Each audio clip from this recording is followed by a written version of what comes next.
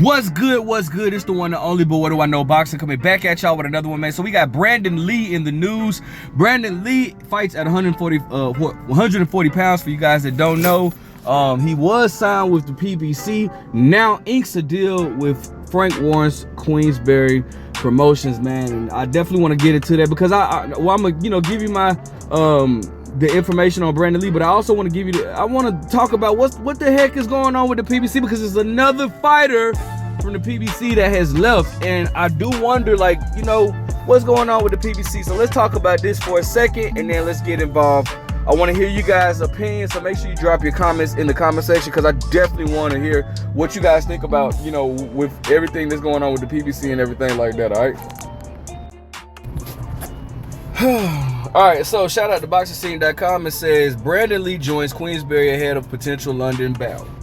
All right, super lightweight contender Brandun Lee has signed for Queensberry Promotions. The Californian has not boxed since the 10-round decision over Mexico's Pedro Campa and Carson in April of 2023. Yep, that makes sense. Lee, a native of La Quinta, joins Nathan Lugo as an American to join the ranks of a promotional entity headed by the International Boxing Hall of Fame inductee and promoter Frank Warren. Lee, who has the record of 28-0 with 23 knockouts and 25 years old, was an experienced amateur and turned professional in 2017. He has since scored 11 first-round knockouts, although he has gone the distance over 10 rounds in three of his past 4 fights. Boxing Scene understands he could make his Queensberry debut on the undercard of London at London's O2 Arena on July 27th when heavyweights Joe Joyce and Derek Chisora fight, but his promoters are yet to confirm his inclusion. I am thrilled to have signed with Queensberry Promotions, said Lee. I'm looking to start a wonderful new campaign with the Warrens and Queensberry as a whole this summer. I know they will provide me with greater opportunities and or in the future. My team is now complete and I'm ready for war. I followed Brandun since the youth amateurs, his manager David McWater. He has always had the potential to be not just a great American talent, but a worldwide star. Queensberry Promotions are the best at doing just that, developing a star from all over the world. In Brandun, Queensberry now represents a boxer that is still only 25 years young, but at the same time might only be a couple of fights away from a world title opportunity, something we know we will all work towards in short order. Warren said Brandun is an exceptional talent in the lightweight division who will now be given a platform to showcase himself and perform in the big fights and occasions that his talent deserves. His record so far speaks for itself, and his pedigree is obvious. So we will now provide him with every opportunity and position him for major world title challenges, which I am certain he will capitalize on. I am looking forward to working in tandem with Brandun and his team towards a highly successful future. So good, strong words from all camps. Everybody seems like they're on board or whatnot, which is the way it should be, coming into the beginning of a signing. But there are some concerns that I do have, and I do want to speak on what the heck is going on with the PBC. So let's go ahead and get him involved with that. But definitely congratulations to Brandun for taking a step forward in the right direction to for his career. Now, the only my only concerns with him signing with Frank Warren is I don't know. I kind of unless if it's Eddie Hearn, it's kind of weird to see a young American star go sign with somebody that does promotions overseas. I just wonder how that's gonna go, because Eddie Hearn Eddie Hearn does good work. I haven't seen him build an American star yet, but he is more so known over here than what Frank Warren is. But I just wonder how that's gonna work out, man. I would have thought that maybe if he would have left, he would have went with an American promotion, maybe like Golden Boy or maybe Top Rank. But again, those guys have to want him as well.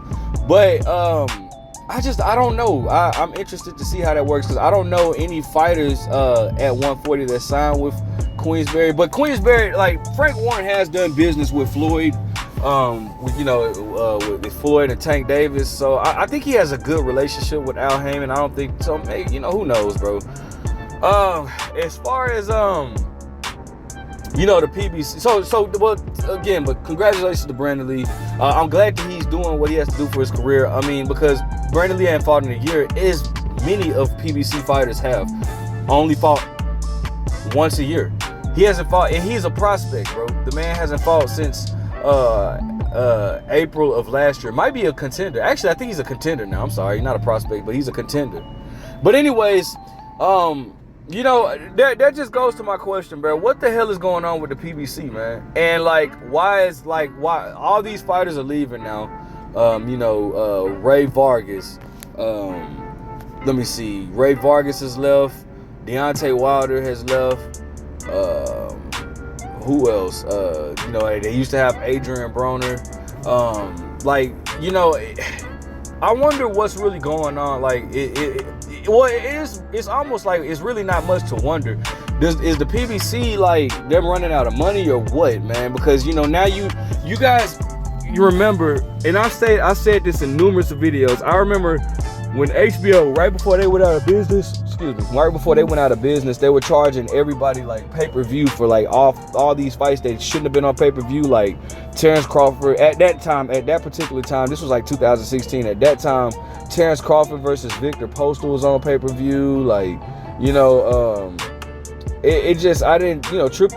Triple G versus Danny Jacobs was on pay-per-view, and I didn't think that fight should have been on pay-per-view. I thought that just should have been that was a good fight, but not pay-per-view worthy, in my opinion, just respectfully speaking. But I just remember they were throwing a lot of stuff on pay-per-view that shouldn't have been on pay-per-view. And then they went out of business. And so with PBC, look at all the events that's going on pay-per-view and that should not have been on pay-per-view. Tank Davis versus Isaac Cruz should not have been on pay-per-view. Caleb Plant versus David Benavidez. Both of them, I love them both to death. I do. I love them, and I support the hell out of both of them. But that was a good fight, but it shouldn't have been on pay-per-view. You know what I'm saying? That wasn't a pay-per-view fight. You know what I'm saying? So it's like they've been putting all these fights, Tank versus Rolly Romero on pay-per-view. That just should not have been on even fights like Errol Spence versus Yordenis Ugas. Those are good fights, but not pay-per-view. It takes stars to make the fact, just look back in the early 2000s, the fights that we were getting for free. You know what I'm saying? Look at all those fights that we were getting for free or whatnot, and then compare it to the fights that we're paying for on pay-per-view now. You got, if my original boxing fans, the ones that are real boxing fans, know exactly what I'm talking about.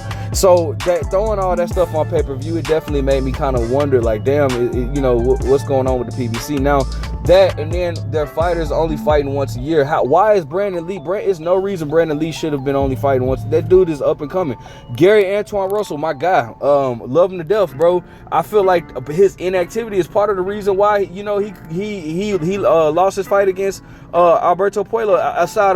Aside from Alberto Puello being a very good fighter, but he's inactive, dog. These guys are inactive in the prime of their careers. Adrian Broner spoke on that, bro. Jamal Charlo, I don't think his was due to the PBC. I think his was more so himself. But you got guys like Caleb Plant. Caleb Plant hasn't fought since March of last year, bro. Caleb Plant has not fought since March of 2023 against David Benavidez, bro. They're just now saying he's gonna fight August of this year. Dude is in his prime. Why is he not fighting more? You know what I'm saying? Bro, this stuff like this is just, ridiculous, man. And I feel like this is why all these guys are leaving the PBC. So, and the PBC, they signed a 14-fight deal with Amazon or whatnot, and they had over 200 some fighters. I was wondering how they were gonna make that happen anyways. So I don't know, man. I don't agree with a lot of stuff that Rick Glazier says, but Rick Glazier, one of the things that he said that I agree with 1,000%. How are you gonna build a star when your fighters are only fighting once a year? How can you build a star like that? You can't build a star like that. So the PBC gonna have to get it together. But shout out to Brandun Lee for, you know, taking his career in his hands and moving along, as well as other fighters that's moving. I like the PBC, but I don't like this inactivity, man, and what they got going on. So, you know, I'm all for fighters being active. That's what we need. But anyways, let me know what you guys think. Make sure you guys like, comment, subscribe. But what do I know?